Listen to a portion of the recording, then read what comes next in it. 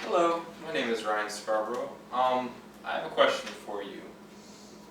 What do you think about video games and their effect on education and on youths today? Do you think it's negative? Do you think it's positive?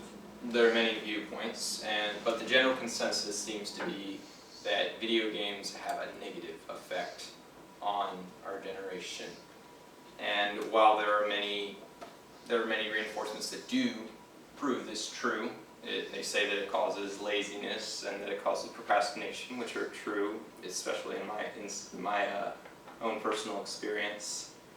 There are some positive aspects that are oftentimes overlooked when talking about video games and their effect on our society. So generalizations are oftentimes made in regards to their educational enhancement or where. Alright, so one of the aspects that I believe are positive toward video games is their historical or architectural benefits. Archaeological maybe too, but different game genre.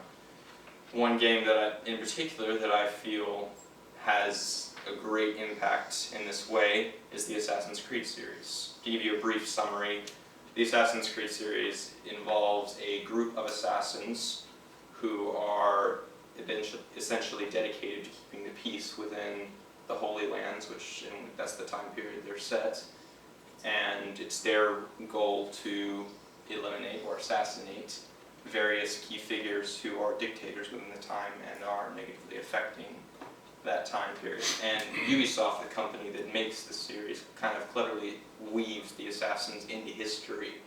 So playing off of what really happened, but then kind of giving a little bit of an explanation where things are unknown by putting these assassins in their place, by eliminating a target that in history mysteriously disappeared. And this it does obviously give a fictional structure, but it for me personally allowed me to understand that time period very well, because it involved actual people. Like Robert de Sable was a dictator during that time period, during the Crusades, and he was a bad dude. He was trying to rule the world basically, but the assassins eliminated him. In real history, he mysteriously disappeared.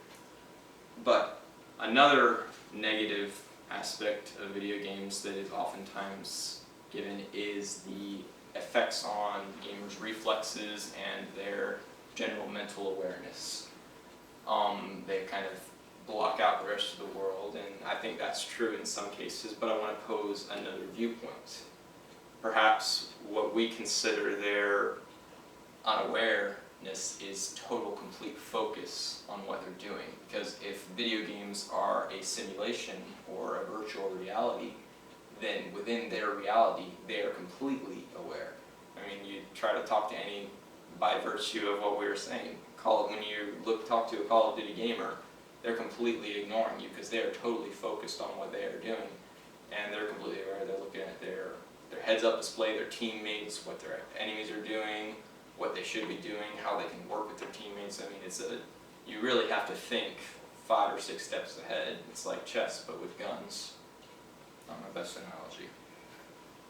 The final aspect that I think is a overlooked positive aspect of video games is gamers' involvement and investment in the digital media future.